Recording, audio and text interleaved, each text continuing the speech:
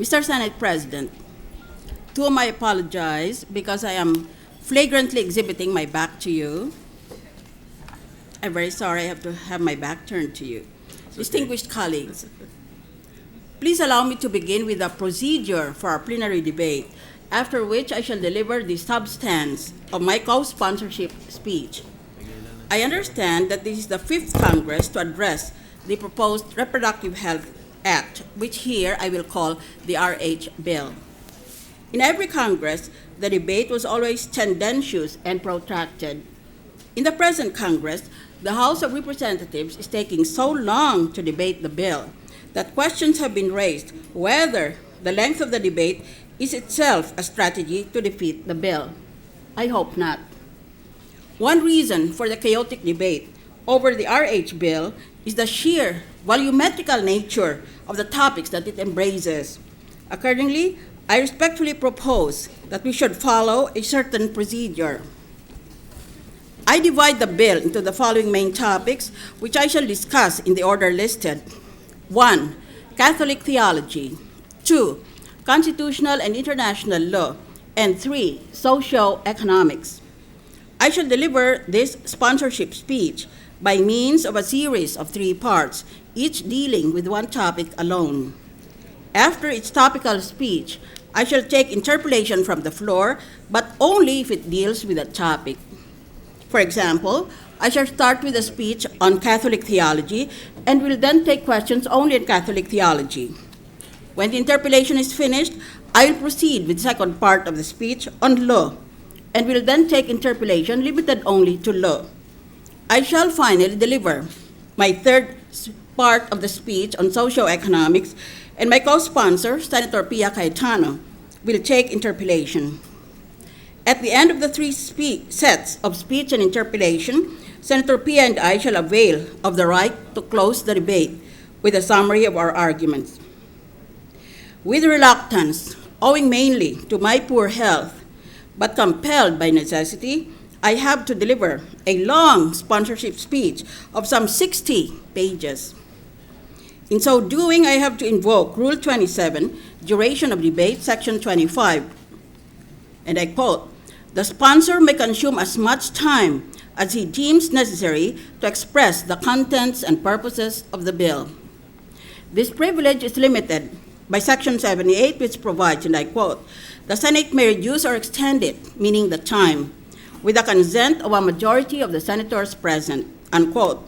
If the majority of our colleagues want to reduce my time to speak, I shall comply, and then file a motion to enter the rest of my speech in the Senate Journal. My only intention is to enter all my arguments on record in anticipation of a Supreme Court case questioning the RH Act, which seems certain to ensue. After I shall have finished my 3-part sponsorship speech, I respectfully propose that we should allow as many speeches as there are senators who wish to do so. Following the procedure in Rule 25, Section 71, Paragraph C, this rule provides that turns for and against the bill shall be taken alternately. It will also save time because it is faster to say something outright than to elicit it step by step by means of a series of questions. Mr. President, Mr. Majority Leader, if there's no objection at this time, I shall consider that the procedure I have proposed has been adopted, and I shall proceed accordingly.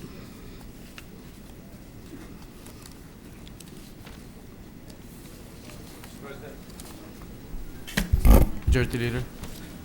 May I have time to consult with the other members of the Senate and particularly the Committee on Rules on this particular matter that was brought out by the distinguished lady?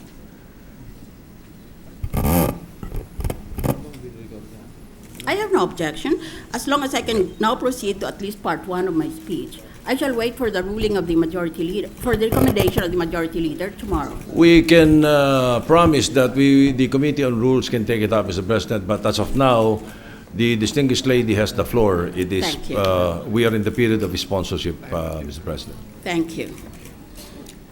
The Reproductive Health Act, Part 1, Primacy of Conscience in Catholic Theology. As principal author, I am now tasked to co-sponsor Senate Bill number 2865, officially titled, quote, "An Act Providing for a National Policy on Reproductive Health and Population and Development," unquote, also known as the Senate version of the RH bill. It is the companion bill to House Bill number 4244, which is undergoing plenary debate in the House of Representatives. Reproductive health bills have been passed by the majority of Catholic countries, particularly by Catholic developing countries such as Argentina, Colombia, Ecuador, Guatemala, and Mexico. Other countries, no longer in the developing country category, include Italy, Poland, Paraguay, Portugal, and Spain. When the United Nations Fund for Population Activities, now known as the UN Population Fund, profiled 48 Catholic countries, only 6 countries did not have a reproductive health bill. The Philippines is one of them. In our country, the Catholic Church is the only major religion that opposes the RH bill. Other major Christian churches have officially endorsed the RH bill, and in fact have published learned treatises explaining their position. They are Bullet, Interfaith Partnership for the Promotion of Responsible Parenthood, 2007.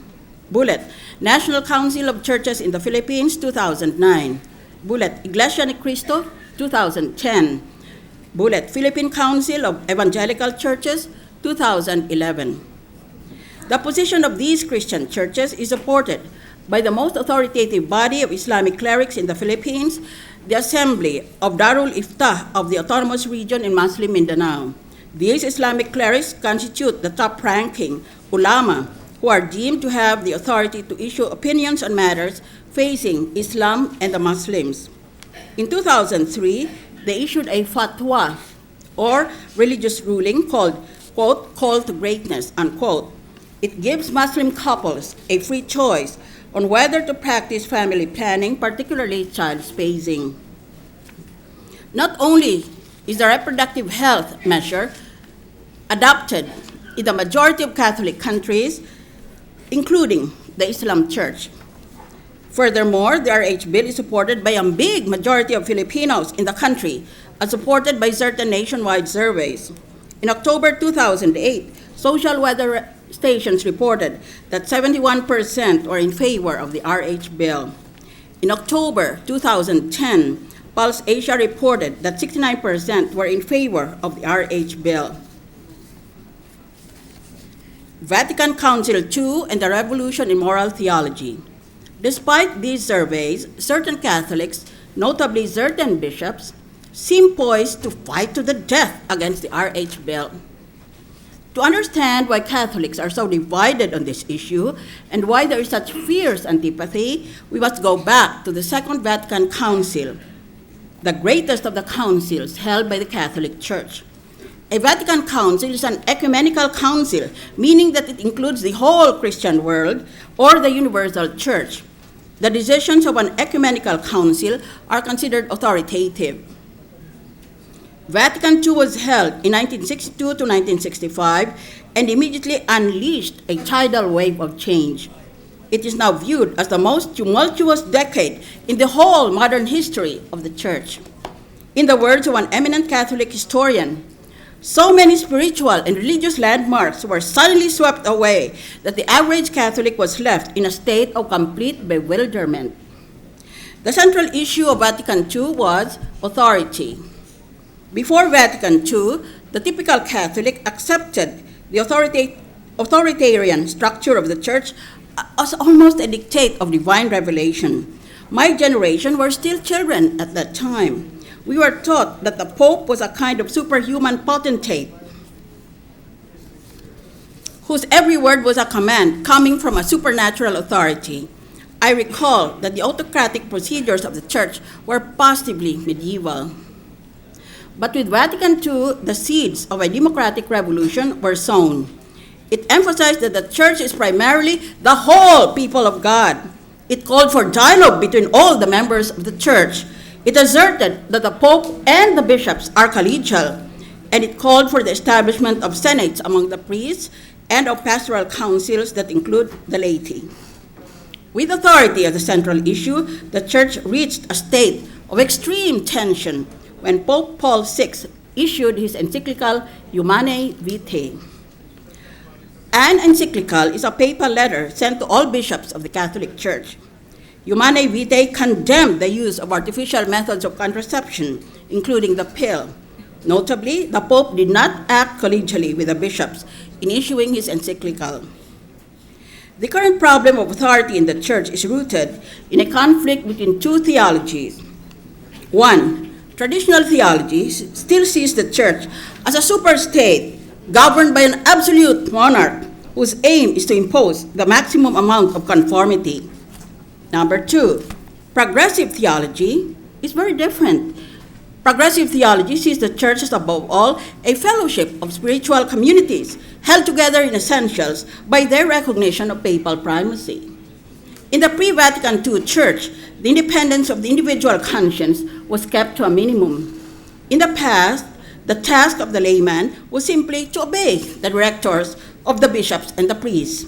But in the post-Vatican II Church, there is now a mood of questioning. Many Catholics, as Philippine surveys show, are no longer willing to obey the Church blindly. Quote, in a few years, the climate in the Church changed so drastically that few bishops dared to express a hard line on Pope Paul's birth control encyclical. Most of them followed a generally permissive policy, unquote. The divide between pre-Vatican II theology and post-Vatican II theology is mirrored in the RH debate among Filipinos. Theology means the knowledge that deals with Christian theistic religion. It also means the organized body of knowledge dealing with the nature, attributes, and governance of God, in other words, divinity. After Vatican II, the Catholic Church has been divided into two schools of thought, in theology and in ecclesiology. The two camps in theology are as follows. Number one, the classicist or traditional Catholics on the one hand, and number two, the historically conditioned or progressive Catholics on the other hand. The two schools of thought on ecclesiology, meaning the branch of knowledge that deals with the Christian Church, are: one, pre-Vatican II ecclesiology, which stresses the constitutional and hierarchical aspects of the Church. Two, post-Vatican II progressive ecclesiology, which understands the Church as the whole people of God, always in need of renewal and of reform. This division into two schools of thought in theology and in ecclesiology represents a crisis of authority within the Catholic Church. This crisis is represented as a transition and thus has a certain implication. In the words of a Catholic historian, and I quote, one way of looking at the current crisis of authority is to see it as the travails of a church still trying to make the transition from the classicist to the historically conscious worldview. The classicist mentality viewed the church as moving through history, but more or less unaffected by history. Diyan lang siya palagi, pare-pareho lang palagi. That is the classicist view. The historically conscious point of view, however, acknowledged how much institutions, governing precepts, and basic ideas about religion and morality are shaped by history and therefore how relative they are. Iba-iba pala, sigun sa panahon. The post-Vatican II period has seen a revolution in moral theology in the Catholic Church because of the following factors. Bullet, the acceptance of the historical dimension, meaning to say, what was good in the historic past will not necessarily be good today. Bullet, the profound shift of emphasis on the church, not only as a high regard institution, but also as sacrament, as people of God and as servants of the people. Bullet, the adoption by Vatican II of an ecumenical point of view, which now considers the experience, reflection, and wisdom of the other Christian churches. Vatican II emphasizes the nature of the church as an eschatological, very imperfect, and unfinished reality. Ang simbahang Katoliko hindi pa tapos. It's not perfect. It's not yet finished. You and I have the function of helping to finish